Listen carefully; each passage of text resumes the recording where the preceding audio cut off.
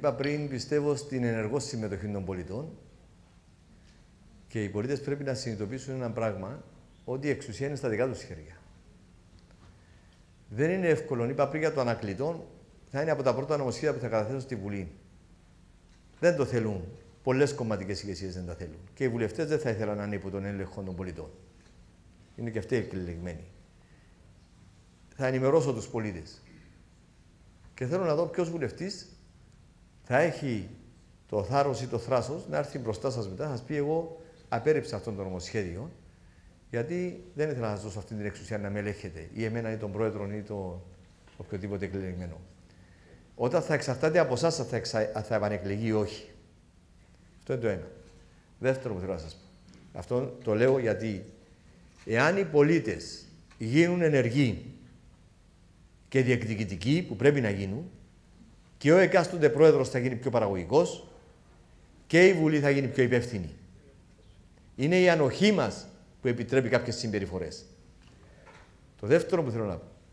Εάν δείτε, κάθε χρόνο κάνει τον απολογισμό της η Βουλή. Θα δείτε όταν κλείνει τον Μάιο, νομίζω Ιούλιο, κάπου εκεί. Θα δείτε ότι το 90% των νομοσχεδίων κρίνονται ομόφωνα. Αυτό είναι μια παράδοση που την έχουμε ως Βουλή. Διατέλεσα 2 θητείες, 7 χρόνια στη Βουλή. Είναι μια παράδοση που έρχεται από τη δεκαετία του 60. Που είναι καλή, δεν είναι κακή παράδοση. Το τρίτο, αυτό δεν θα αλλάξει, γιατί δεν θεωρώ ότι θα συμπεριφέρονται ανεύθυνα τα κόμματα όταν ένα νομοσχέδιο είναι προς όφελος της οικονομίας και της κοινωνίας. Θα συμπεριφερθούν με ανεύθυνον τρόπο να το απορρίψουν. Θα σας θυμίσω ότι εκείνο που καθορίζει την ποιότητα τελικά είναι η ποιότητα του Προέδρου και της κυβέρνησης του πρώτα και μετά της Βουλής. Η νυν κυβέρνηση είχε απόλυτη πλειοψηφία στη Βουλή. Απόλυτη. Πέτυχε.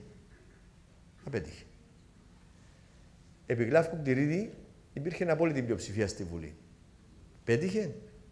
Παρέλαβε μια ισχυρή οικονομία από τον Γιώργο τον Βασιλείου και παρέδωσε 6,7% δημοσιονομικό έλλειμμα και 72% δημόσιο χρέος.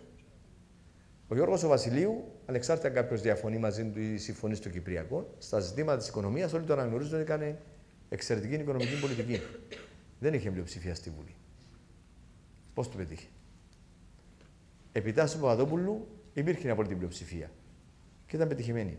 Άρα τελικά το μόνο που διαφέρει σε όλες αυτές τα παραδείγματα είναι ο πρόεδρος. Και οι υπουργοί που επιλέγει ο πρόεδρος.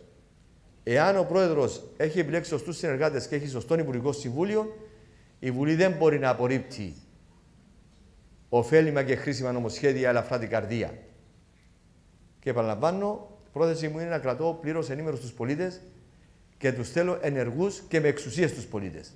Αυτή είναι η καλύτερη εγγύηση για τη δημοκρατία μας.